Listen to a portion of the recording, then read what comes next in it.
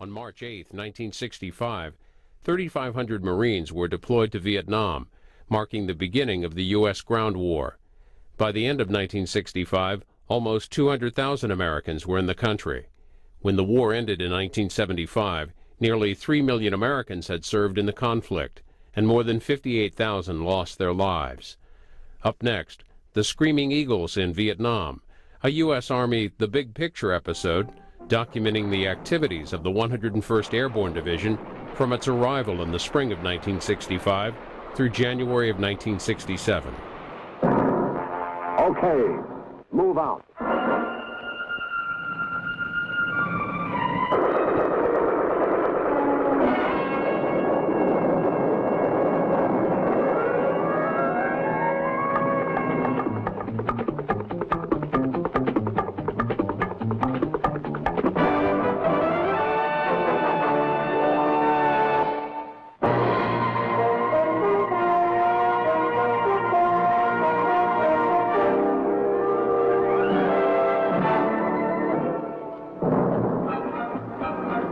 From out of the skies over Vietnam come the Screaming Eagles, the heroic paratroopers of the 101st Airborne Division. Their fabled exploits during World War II can never be forgotten. In December 1944, outnumbered and surrounded by the Germans at Bastogne, the men of the 101st courageously fought on. When the Germans ordered them to surrender or be annihilated, their acting commander, Brigadier General Anthony McAuliffe, gave the historic reply, nuts, and they stood until the Germans were defeated. It is in this same tradition that the men of the Screaming Eagles, 1st Brigade, today serve on the jungle battlefront of Vietnam.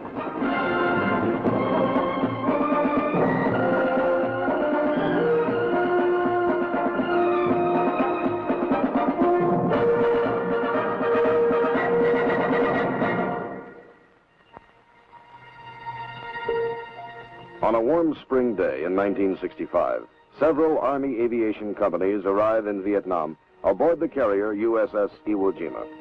It is the beginning of the Army's air mobility buildup, the first of the assault helicopters, which soon will fill the air over this embattled land. Even as the pilots of the 101st Aviation Battalion whirl away toward the field at Vung Tau, all of South Vietnam is infested with Viet Cong. From the north, they stream down the Ho Chi Minh Trail, and like a disease, spread throughout the Southern Republic.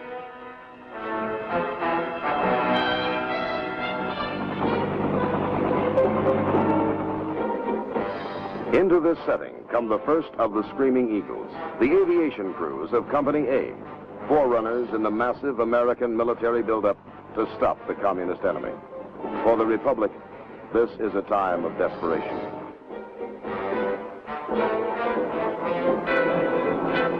Here at Vung Tau Airfield, 40 miles southeast of Saigon, the job begins for these airmen. Along with helicopter crews from other aviation companies, the men of the 101st are to be processed for movement to their new homes in the forward areas of Vietnam.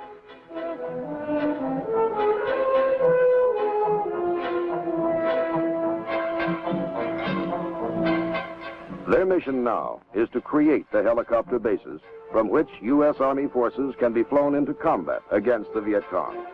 Quickly now, they make ready. In the next 90 days, before the airborne infantry arrives, these men will do a man-sized job.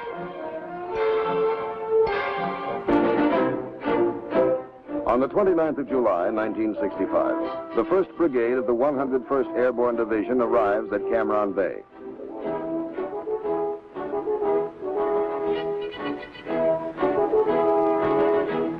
The brigade, with its supporting elements, is commanded by Colonel James Timothy, who is welcomed to Vietnam by Ambassador Maxwell Taylor.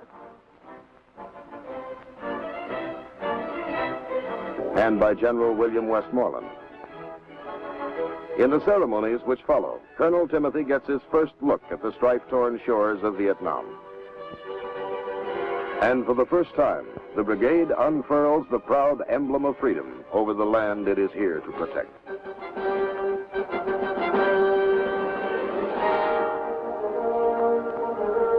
To Ambassador Taylor, the occasion holds a special meaning. as the one-time commander of the 101st talks to his son, Captain Thomas Taylor, now a member of the Screaming Eagles. Concluding the day's events, some of the airborne infantrymen stage a parachute jump for Ambassador Taylor and General Westmoreland. It is to be one of the few jumps these paratroopers will make in Vietnam. The Screaming Eagles descend toward the earth and the unknown hardships of jungle warfare they will face in the months ahead. Within 2 weeks after their arrival at Cam Ranh Bay, the Screaming Eagles are sent northward on their first combat operation. As they sail for Quien Nhân, 130 miles up the coast, it is mid-August, and the brigade hasn't yet had time to establish its permanent home base in Vietnam.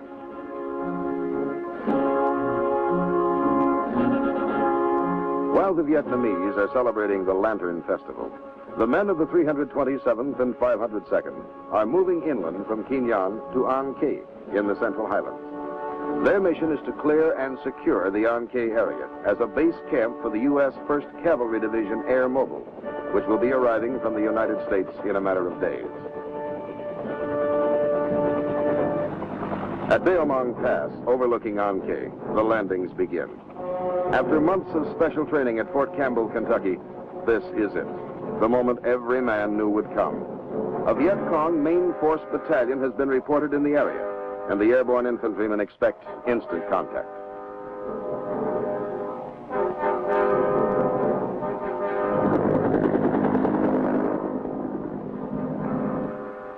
But it doesn't come. The Viet Cong are evasive, biding their time. It is an anticlimax for the men. This is their first lesson in Vietnam. No big battles when expected. Instead, a nagging war of attrition with primitive booby traps and snipers, small unit actions and ambushes in the jungle. Only when he thinks the situation is favorable will the enemy show himself in force.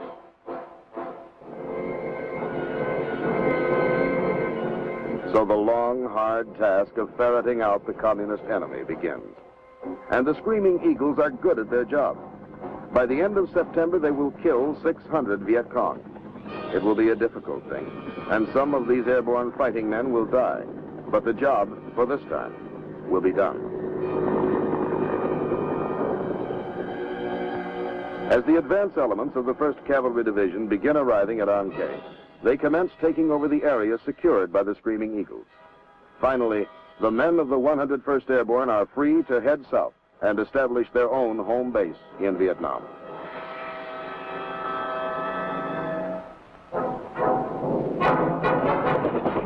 From An Khê and the Central Highlands, the brigade moves 170 miles to the coastal town of Phan Rang. This is to be their permanent camp, as soon as it can be built. Though weary from their campaign in the hill country, they work throughout October until the base at Phan Rang has been set up.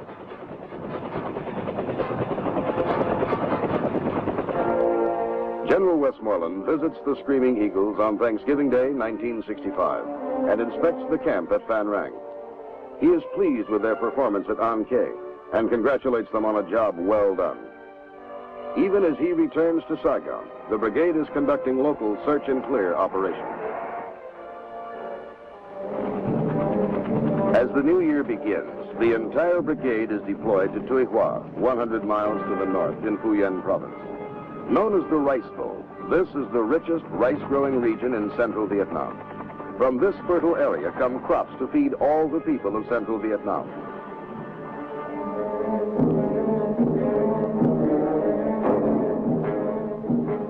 But the Viet Cong have been seizing the harvest and collecting unbearable taxes from the frightened farmers. Now come the Screaming Eagles to protect the rice harvest and stop the Viet Cong. Codename Operation Van Buren. The orders read, search out the enemy in the Tuy Hoa sector and destroy him. This assignment will be tedious. The VC desert their dwellings and avoid confrontation with the Americans. Yet the district is infested with an enemy who makes night raids and continues to molest the farmers. The search goes on.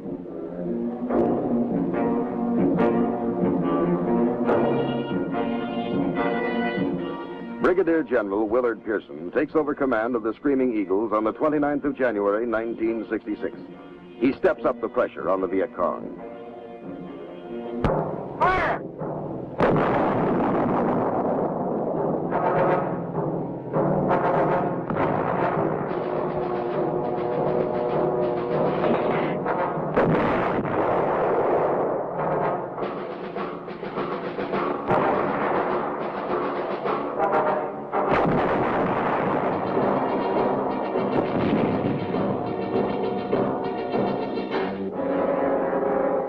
Across the broad reaches of Fujian province, the Viet Cong are pursued. For the most part, they evade capture and withdraw to disappear in hidden underground sanctuaries. In the wake of U.S. military operations, the enemy rice raids diminish. But the VC themselves mingle with the local people and often are bypassed, attacking our units from the rear at night.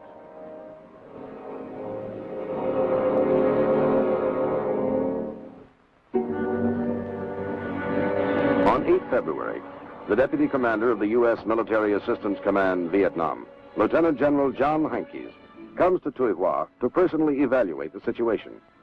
What he sees convinces him that the enemy is well entrenched in the district, that it will require repeated efforts by the 101st to dislodge these communist guerrillas.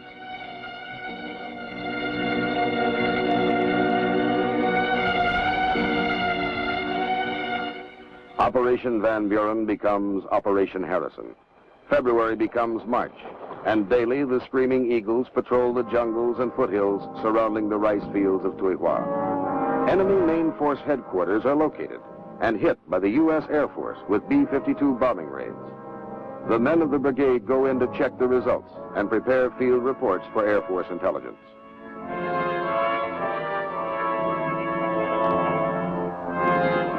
Daily they go out, and daily they return. In 90 days, the men of the brigade gain control of the Tuy Hoa region. Now operating in small units, they kill 516 hardcore Viet Cong troops between February and April. The rice crops are saved.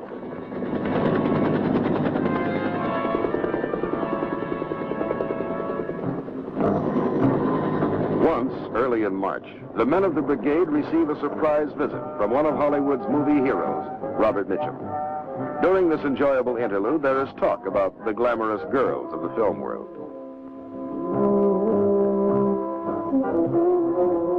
Mr. Mitchum is given the opportunity to fire some of the weapons of the real-life heroes in Vietnam.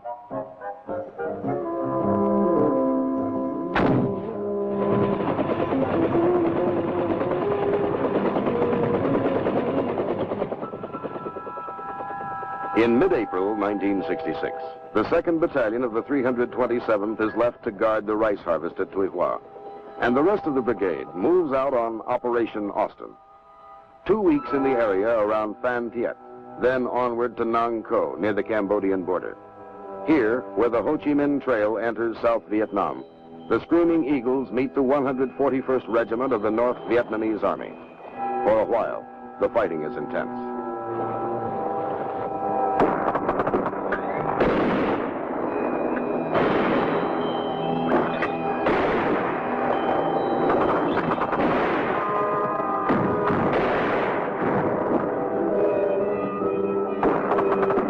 The 502nd Airborne Infantry takes a number of casualties.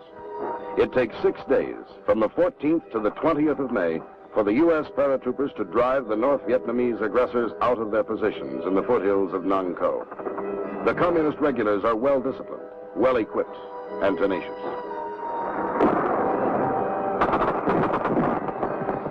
In spite of heavy ground fire, Army aviators get in with their dust-off helicopters, and the wounded are whisked away to safety.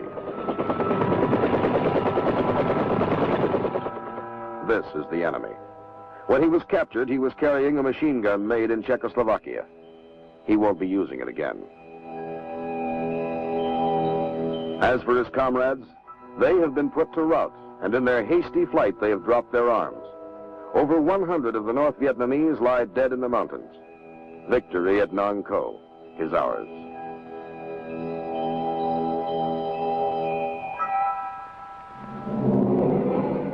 But for the Screaming Eagles, the greatest testing is still to come. Far to the north in Kon Tum province, the brigade launches Operation Hawthorne in the area around Dak To. Kontum is a forbidding wilderness lying in the foothills of the mountain country which marks the border of Cambodia. It is the first week of June, and the air is heavy and humid. Until now, the enemy has held sway here.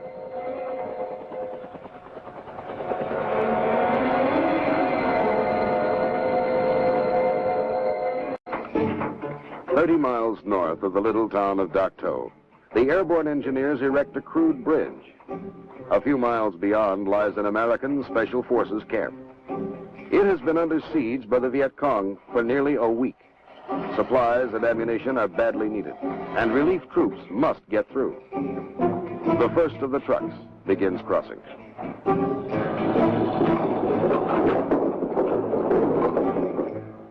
Near the bridge, the men of B Battery, 320th Artillery, prepare for another firing mission. Throughout the morning, they have rained howitzer shells upon the enemy forces attacking the camp. Now, with fresh supplies of ammunition, they're ready to begin again. Each time the shelling starts, the enemy withdraws his attacking forces to escape the punishing fires. When it is lifted, he regroups and again tries to take the camp. Despite week-long airstrikes by U.S. Air Force jets, the Viet Cong have shown no signs of withdrawing.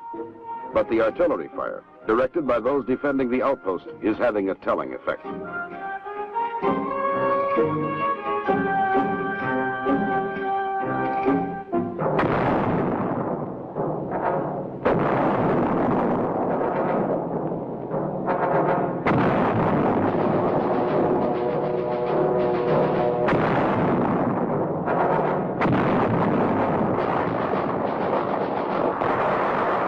The screaming eagles are under fire. The enemy has come to silence the guns. Communist fire comes from everywhere.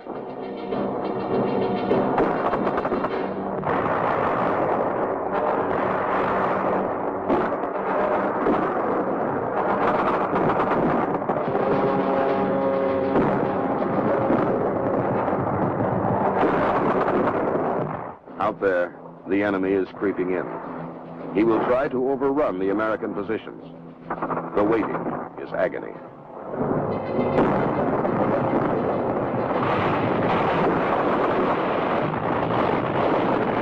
Then the enemy makes his move. This is it. Live or die.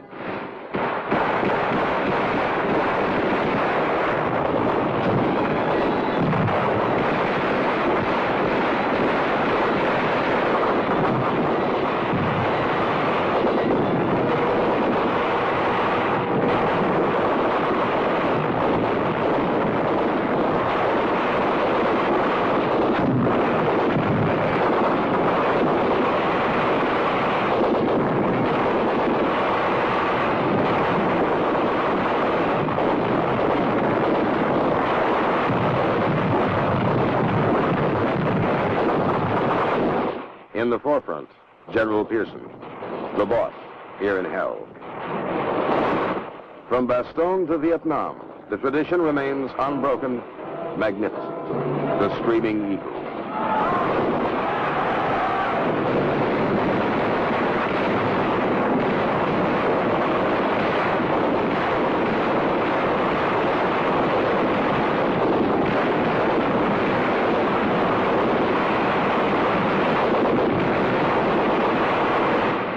The battle wanes. A small part of Operation Hawthorne is over. Some of the men of the 101st will fight no more. But for this day, the bastions of freedom held. They came from the north, a full battalion. Their weapons, not ours, have been silenced.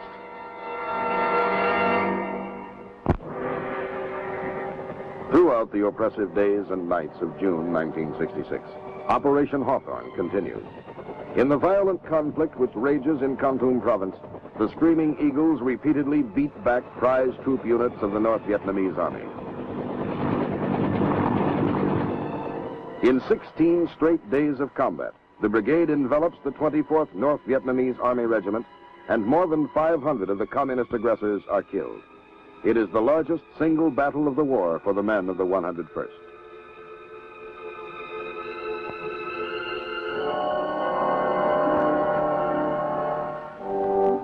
The bitter struggle struggle to preserve the freedom of this little Asian nation is made more bearable as each man is enriched in spirit and strengthened in his resolve.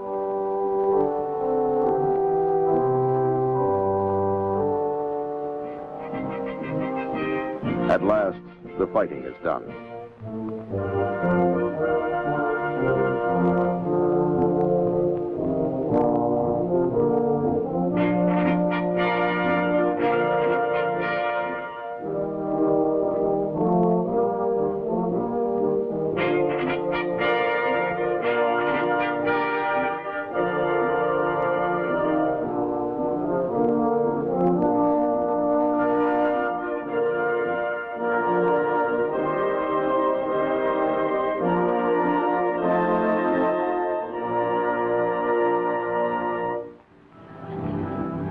All the world had heard about the gallant Screaming Eagles and the battles of Operation Hawthorne.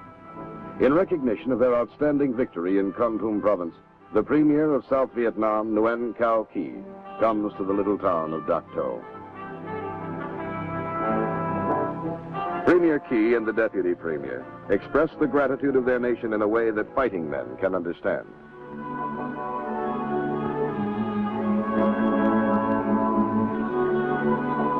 These are some of the weapons taken from the enemy, the premier is told.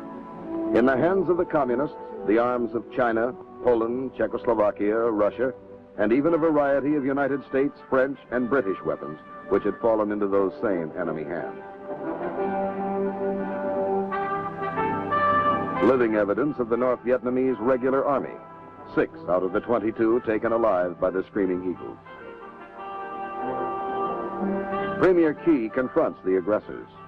"You are lucky the Americans have taken you," he smiled.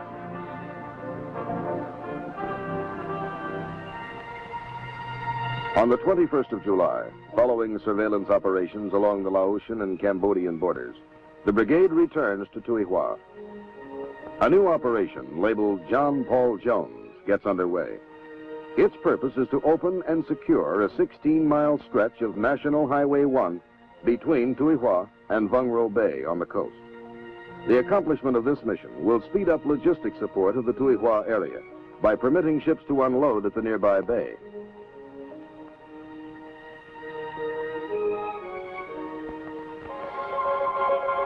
It begins with elements of the 502nd Infantry landing at the cliff-guarded Vung Ro Bay, where, without encountering resistance, they begin moving inland to link up with the oncoming units of the 327th.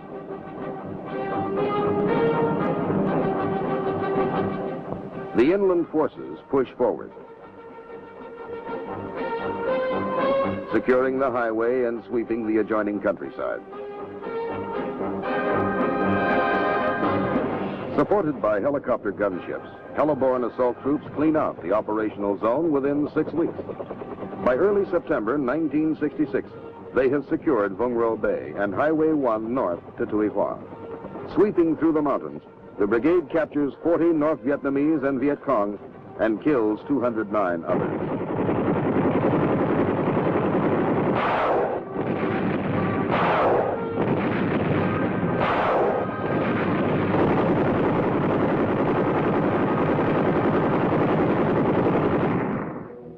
While Operation John Paul Jones is still in progress, the engineers begin construction work on the connecting highway between Vung Ro Bay and Highway 1.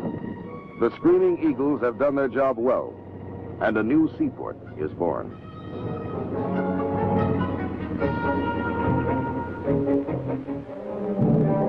In the weeks which follow, the brigade protects the rice farmers as they harvest some 17,000 metric tons of the precious grain.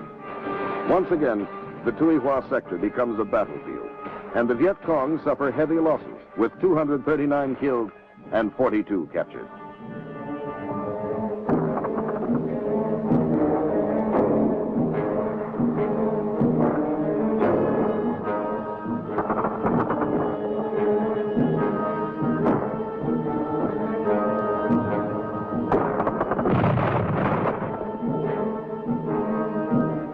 The Viet Cong have had enough. They are nowhere to be found.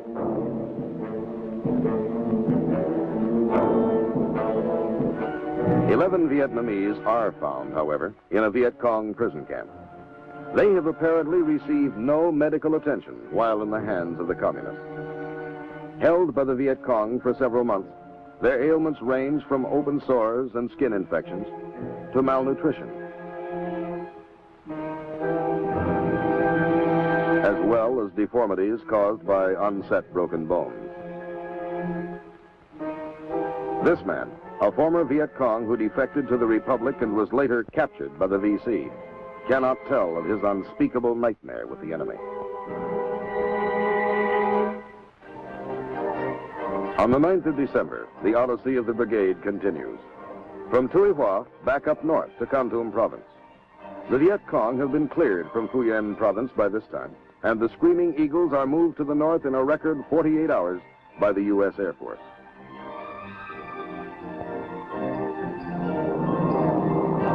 The deployment of the brigade by means of parachute marks the first jump in more than a year for many of the men. But they're in superb physical condition, and the jump goes well. As 1966 draws to a close, the brigade descends upon Kon Tum province to take part in Operation Picket. Fighting side by side with Vietnamese army forces and militia, the men of the 101st once again will scour the countryside, finding and finishing the enemy.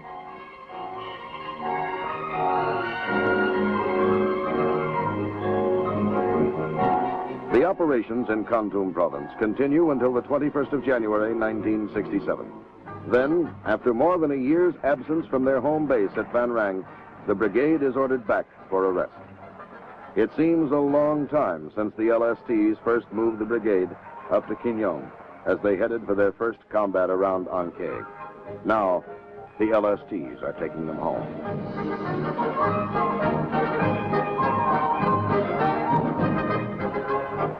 On the 26th, the last convoy rolls into camp at Van Rang. Brigadier General Willard Pearson welcomes the men home. It will be one of his last official acts as brigade commander.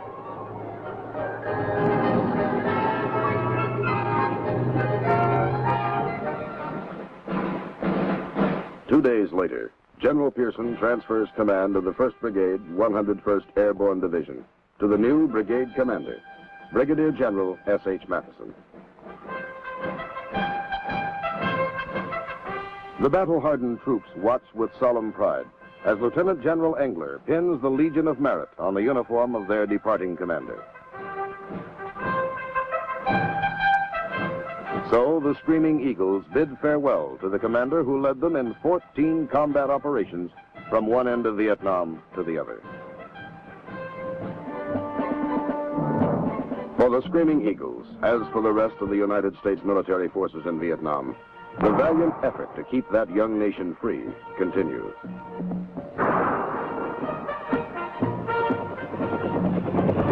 However far removed from our shores, the conflict between those who cherish human dignity and those who would snuff it out affects us all. In this belief, the gallant men of the United States Army stand steadfast, not only in Southeast Asia, but wherever they may be asked to serve in freedom's cause.